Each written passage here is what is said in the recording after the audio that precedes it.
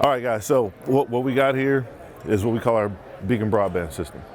Basically what it is a private LTE network that you can deploy across your campus. You can also deploy inside the facility.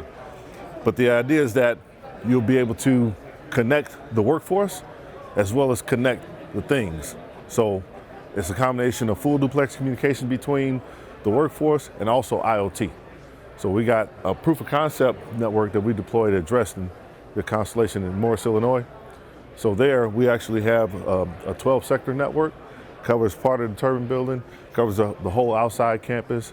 Right now we're running 100 sensors on that campus with like 8 access points.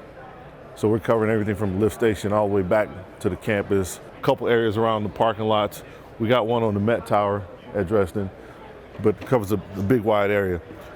Several applications are being run, namely, like I said, IoT, push to talk, mobile to mobile calls, mobile to LAN calls, push to video, which I'm going to show you right here in a second.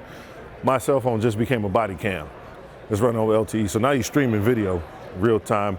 You can see the latency is not bad, you know, for what you're trying to do. So if you're an ops guy and you're trying to assist a worker in the field, now you have a visual of what that person is looking at and you can assist.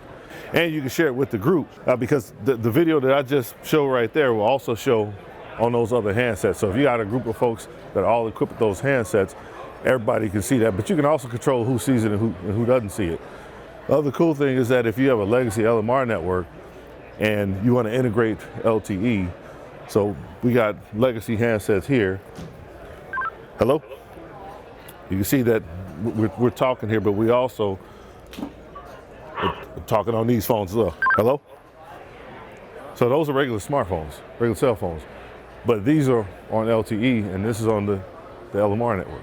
On the IoT side, again, like I mentioned at Dresden, we have about 100 sensors in the field. But we got 2 sensors here, one in my hand. This is just a push button sensor just to do the demo. But on the back end, you're gonna see a spike show up from what I just did. It's gonna be right there.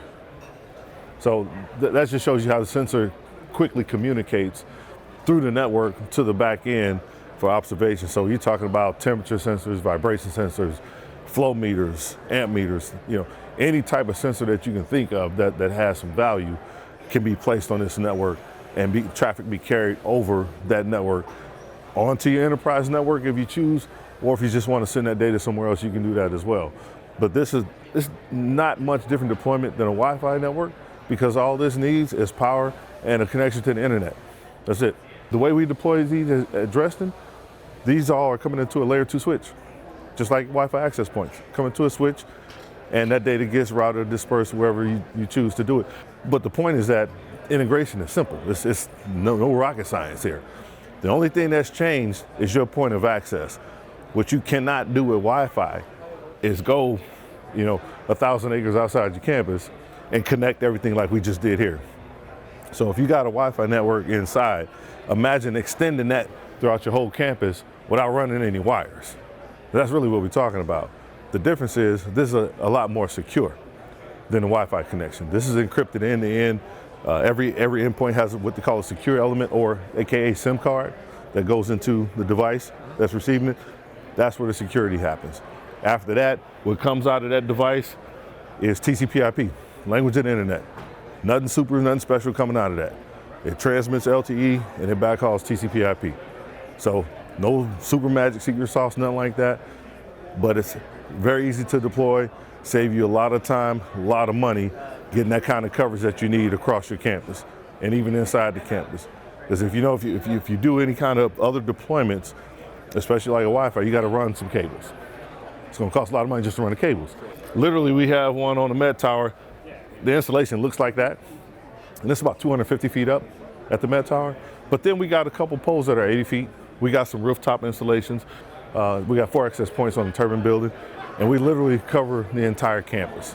And we did that in 2 weeks. So it doesn't take any time to do. I'll tell you that what we've learned from this, I would think that the killer application would have been connecting the workers way out in the field, ops people talking to each other, things like that. That's not it. It's been the IoT. All the requests that we get for more and more and more and more is for the sensors, more different types of sensors. Last winter in Chicago, it got extremely cold at one point, and one of the temperature sensors suddenly dropped 40 degrees. And what happened was the ops person dispatched somebody to what they call a crib house. It was underground, and they had a temperature sensor down there.